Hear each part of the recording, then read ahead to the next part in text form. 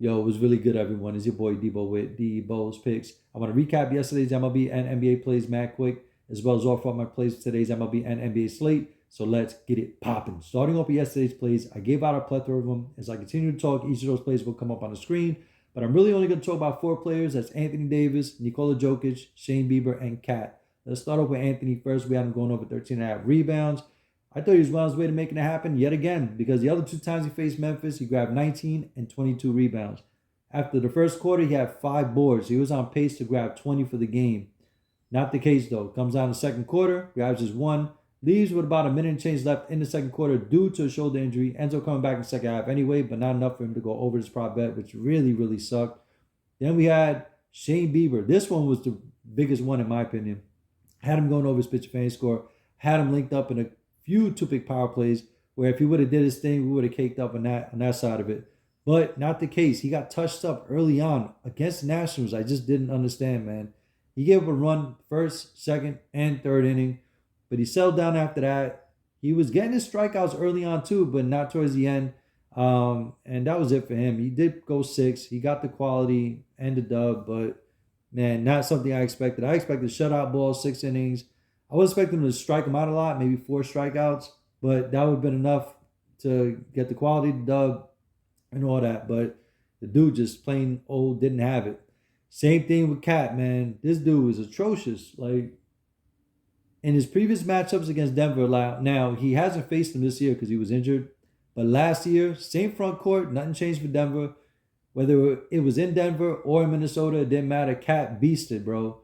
Not the case, man. He was off. He couldn't hit his shot to save his life. He couldn't even hit free throws, B. He missed 2 free throws in a row. He went 1 for 2 on another time he went to the line. So he was just awful, bro. He couldn't hit anything.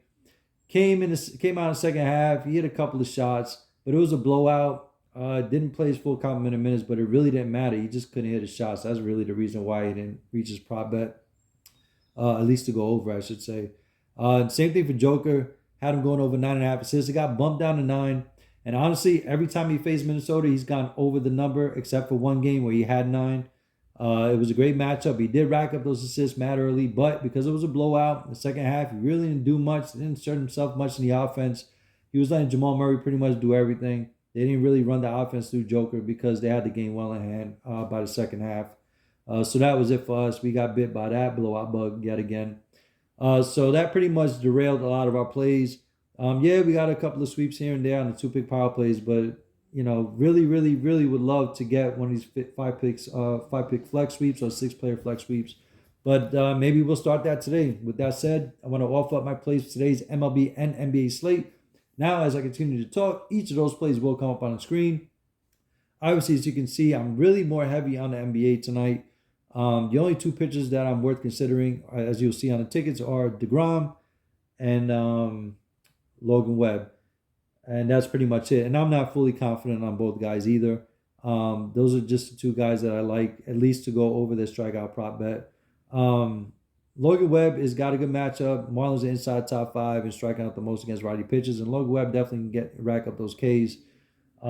It's just the consistency part is where I'm a little concerned with Logan. He bit me last year. I don't know if y'all recall the ones that have been right on me. But anyway, I'm going to rock with him going over 5.5.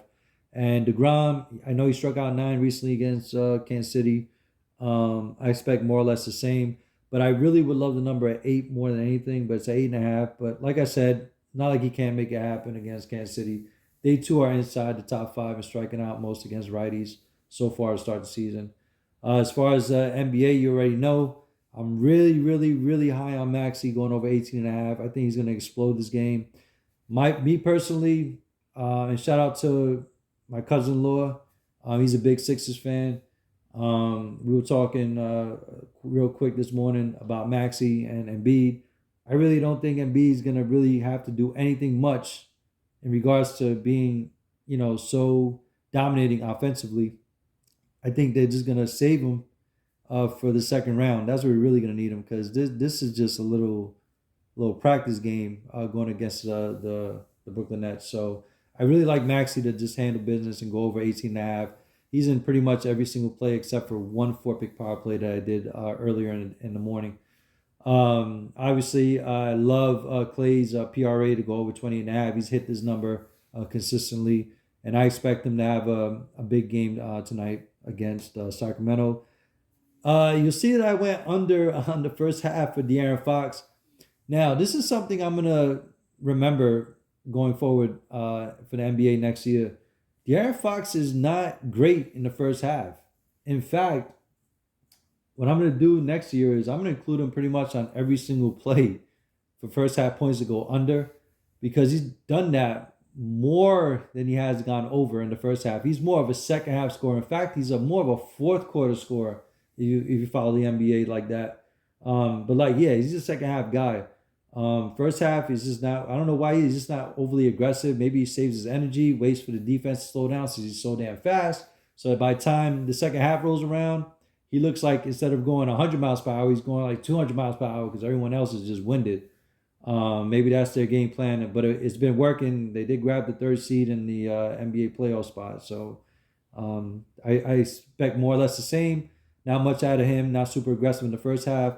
So I got him going on under 13.5. Obviously, Sabonis, he's gone over this rebound prop against Golden State this year, pretty much every single time, I believe. 22, 14, 16, 16 again the other night. So I like that a lot. So yeah, that's pretty much it, guys. So till then, best of luck. I'll see you on the next one. Peace.